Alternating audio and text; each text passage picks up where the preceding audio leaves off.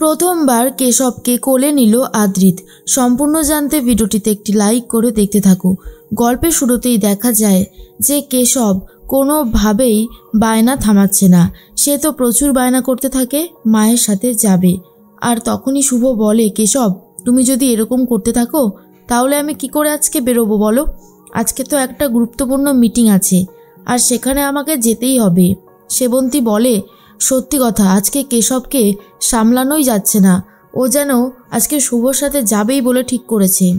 তখনই চলে এসেছিল আকাশবাবু। আকাশবাবু এসে বলে, কি হয়েছে? কেশব কি আজকে কারোর কথা শুনছে না? তাহলে শুভলক্ষ্মী আপনি এক কাজ করুন, কেশবকে নিয়েই অফিসে চলুন।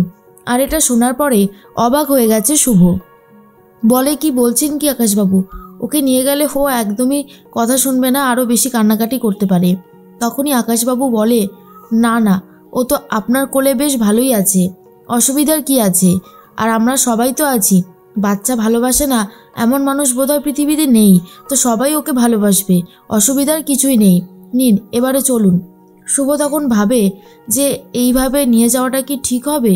ঠাম্মি বলে, শুভ আজকে কেশবকে এমনিও বাড়িতে রাখা যাবে না, ও যা বায়না করছে, আমার মনে হয় তুই ওকে নিয়ে যা, অসুবিধার কিছুই নেই, আমরা ওর সমস্ত খাবারগুলো ব্যাগে প্যাক করে দিচ্ছি। তখন সেবন্তী নিজের দায়িত্বে সমস্ত কিছু প্যাক করে দেয় আর আকাশবাবুকে বলে, শুনুন না, এখানে কেশবের সমস্ত খাবার দাবার আছে আর এখানে শুভর টিফিনটা আছে, দয়া করে ওদেরকে একটু মনে করিয়ে দেবেন। আমি জানি শুভ সবারটা দেখে কিন্তু নিজেরটা কখনোই দেখে না। আকাশবাবু বলে, আপনি চিন্তা করবেন না ম্যাডাম, আমি অবশ্যই শুভলক্ষ্মীর খেয়াল রাখবো।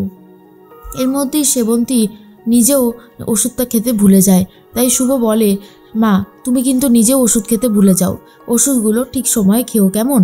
আর সেবন্তী বলে, নিশ্চয়ই খাবো, আমরা সবাই নিজেদের খেয়াল রাখবো, কিন্তু তুইও নিজের খেয়াল রাখবি। এরপর শুভ, কেশব আর আকাশবাবু তিনজন মিলে তো বেরিয়ে যায়। ঠাম্মির চোখে একটা জিনিস ধরা পড়ে, শুভর প্রতি আকাশবাবুর ভালোবাসা, কিন্তু ঠাম্মি এখন সেটা কাউকে বলতে চাইছে না। অন্যদিকে দেখা যায় যে আকাশবাবু কেশবকে সামলাতে ব্যস্ত হয়ে পড়ে। মিটিংয়ে আকাশবাবু তখনই মিটিং থামিয়ে দিয়ে কেশবকে সামলাতে শুরু করেছে। যেটা দেখার পর শুভর বেশ অবাক লাগে আর বলে, আকাশবাবু আপনি আমার কাছে দিন, ও যখন বায়না থামাচ্ছে না। তখন আকাশ বলে, আরে না না, চিন্তা করবার কিছুই নেই, আমি আছি তো, ও খুব ভালো ছেলে, ও এক্ষুনি চুপ করে যাবে। এর মধ্যে দেখা যায় মোহনার খুব জ্বর এসেছে। মোহনা বিছানা ছেড়ে একদমই উঠতে পারছে না। মোহনার মা বলে, হঠাৎ করে মেয়েটার যে এইভাবে জ্বর আসবে বুঝতে পারিনি। এদিকে আজকে আমার একটা বঞ্জির বাড়িতে নেমন্তন্ন রয়েছে, আমি তো যাবই না বলেছি, কিন্তু বারবার করে ফোন করছে। এরপর আদ্রিত বলে, আপনি যান না আন্টি, আমি তো আছি, আমি মোহনাকে দেখে রাখবো। তখনই মোহনার মা বলে, তুমি পারবে বাবা, দেখছোই তো কেমন শুয়ে রয়েছে, যদি আরও বেশি অসুস্থ হয়ে পড়ে? তখন আদ্রিত বলে, তাহলে আমি সেই বুঝেই ব্যবস্থা নেব, আপনি একদম চিন্তা করবেন না, আপনি যান। এরপরেই তখন মোহনার মা বলে, ঠিক আছে, বঞ্জি গাড়ি পাঠিয়ে দিয়েছে, আমি তাহলে রওনা দিচ্ছি, বলে বেরিয়ে যায়। আর এদিকে মোহনার অবস্থা তো খারাপ। ঠিক তখনই শুভ বলে, কি হলো, আপনি যাবেন না মিটিংয়ে? তখনই আকাশ বলে, আসলে আমি একটা ফাইল আনতে ভুলে গেছি, বাড়িতে ফোন করব আর ফাইলটা নিয়ে আসবো, তারপরেই আমি যাচ্ছি, আপনি যান না। এরপরেই ফোন করেছে মোহনাকে আর মোহনা তখন বলে, তোর ফাইল লাগবে? আচ্ছা ঠিক আছে, আমি যাচ্ছি।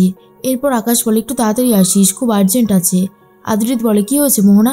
মোহনা বলে, আসলে দাদা একটা ফাইল নিতে ভুলে গেছে, সেই ফাইলটা আমাকে দিয়ে আসতে হবে, আমি বরং আসি।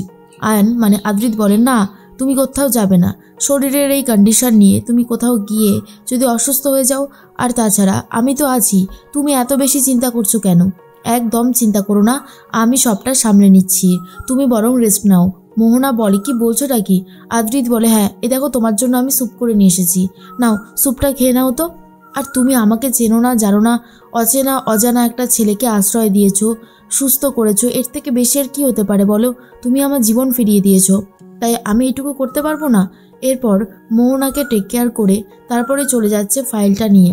আর অন্যদিকে কিছুতেই আর কান্না থামাচ্ছে না কেশবকে থামানোর জন্য একজনকে নিয়ে আসা হয় যে খুবই এন্টারটেনমেন্ট করতে থাকে কেশবকে।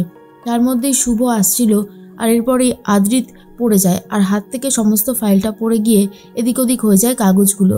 কাগজগুলো গোছাতে ব্যস্ত হয়ে পড়ে আর শুভ পাশ দিয়েই চলে যায়। শুভ একবারও আদ্রিতকে দেখেও পর্যন্ত না। তার মধ্যেই আকাশ বলে, ও তুমি নিয়ে এসেছো ফাইলটা, দাও। আদ্রিত বলে, আসলে মোহনার তো শরীরটা ভালো না, তাই আমি একবারে নিয়ে আসলাম। আকাশবাবু বলে, যাক তুমি ভালোই করেছো, দাও দাও আমার হাতে তুলে দাও। এরপরে আদ্রিত তো দিয়ে দেয় আর বলে, এই বাচ্চাটা কাঁদছে কেন, এই বাচ্চাটা তো খুব সুন্দর, বলেই কোলে তুলে নেয়। আর যখনই আদ্রিত কোলে তুলে নেয়, আদ্রিতের অন্য রকমের একটা ফিলিংস হতে থাকে, যেটা আদ্রিত নিজেই বুঝতে পারছে না যে কেন তার এরকম একটা ফিলিংস হচ্ছে, যে মনে হচ্ছে বাচ্চাটা তার অনেক চেনা, অনেক পরিচিত। আর আদ্রিত বলে, এরকম হওয়ার কারণটা কি, আমি তো কিছুই বুঝতে পারছি না, মনে হচ্ছে ও যেন আমার আপন কেউ। তার মধ্যেই শুভ আসছিল, আর অন্যদিকে আদ্রিত বাচ্চাটাকে রেখে তো চলে যায়। মোহনা ফোন করে আর বলে, আদ্রিত আয়ান সব ঠিক আছে তো, তুমি আসছো তো বাড়িতে? আয়ান তখন বলে, হ্যাঁ আমি এক্ষুনি আসছি। এদিকে কেশব প্রথম বাবা বলে ডেকেছে, আর এটা শোনার পরে শুভ তো অনেক খুশি হয়ে যায় আর বলে, আদ্রিত তুমি শুনতে পাচ্ছ, আজ তোমার ছেলে বাবা বলে ডেকেছে প্রথম, ও কিন্তু মা বলেনি, বলেছে বাবা। আর এটা নিয়ে শুভর খুব ভালো লাগে। সবাই মিলে তো মিটিং শেষ করেছে, এরপর শুভ ফিরে যাচ্ছে বাড়িতে। শুভর সমস্ত কথাগুলোই সব ক্লায়েন্টদেরই খুব ভালো লাগে, তাই আকাশবাবুকে প্রশংসা করতে থাকে।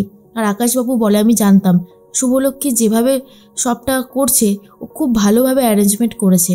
শুভ বাড়ি যেতেই সেবন্তী খুশি হয়ে যায়, কারণ কেশব প্রথম বাবা বলে ডেকেছে। ঠাম্মি তখন বলে, সত্যি আর যদি দাদুভাই বেঁচে থাকতো কত যে খুশি হতো তার কোনো ঠিক নেই। এদিকে দেখা যায় বাড়ি আসার পরেও আদ্রিতের বাচ্চাটার জন্য মন কাঁদতে থাকে, কিন্তু বুঝতে পারে না কেন এরকমটা হয়। আকাশের মা এসে বলে, কী হয়েছে রে আকাশ, তুই এতটা কি নিয়ে ভাবছিস বলতো? আকাশ বলে, মা পৃথিবীটা কেমন জানো না, আমাদের এক একজনের কাছে এক এক রকমভাবে ধরা দেয় এই পৃথিবী। শুভলক্ষ্মীকে যত দেখি ততই অবাক হয়ে যাই। একা পরিবারের দায়িত্ব নিয়েছে, নিজের ছেলেকে মানুষ করছে, আর ওই ছোট্ট বাচ্চাটার বাবা কত ছোট বয়সেই হারিয়ে গেছে। আমার ভাবতেও কেমন যেন অবাক লাগে। তখনই আকাশের মা বলে, বুঝতে পারছি যে তোর ওই শুভলক্ষ্মীর প্রতি মন গলেছে, তবে আমার কোনো আপত্তি নেই, যদি তুই চাস তাহলে আমি সব কিছুই মেনে নিতে পারি। এদিকে সেবন্তী বলে, এই ঠাম্মি বলে একবার কেশব, কিন্তু কেশব এখনও ঠাম্মি না, শুধু বাবা বাবাই বলে যাচ্ছে। আর এদিকে আদ্রিতের মন শুধু পড়ে রয়েছে ওই বাচ্চাটার ওপরে, কারণ যেভাবে বাচ্চাটাকে কোলে নিয়েছিল আর সেই পর থেকেই শুধু ভেবে চলেছে। এদিকে শুভ খুব কান্নাকাটি করতে থাকে আর বলে আদ্রিতের ছবির সামনে দাঁড়িয়ে, আচ্ছা আদ্রিত, তুমি আবার ফিরে আসতে পারো না আমার কাছে? আমরা একটা নতুন জীবন শুরু করতাম, কত দিন হয়ে গেছে তোমাকে ছুতে পর্যন্ত পারি না, তোমার কথা শুনতে পারি না, মনে হয় যেন তুমি কোথাও একটা চলে গেছো, কিন্তু ফিরে আসবে, আর এখন ফিরে আসছো না। কবে ফিরে আসবে বলো তো? শুধু আমি তোমাকে দেখতে চাই, তোমাকে স্পর্শ করতে চাই, আর আমাদের ছেলে প্রথম বাবা বলে ডেকেছে, আর যদি তুমি থাকতে তাহলে অনেক খুশি হতে তুমি।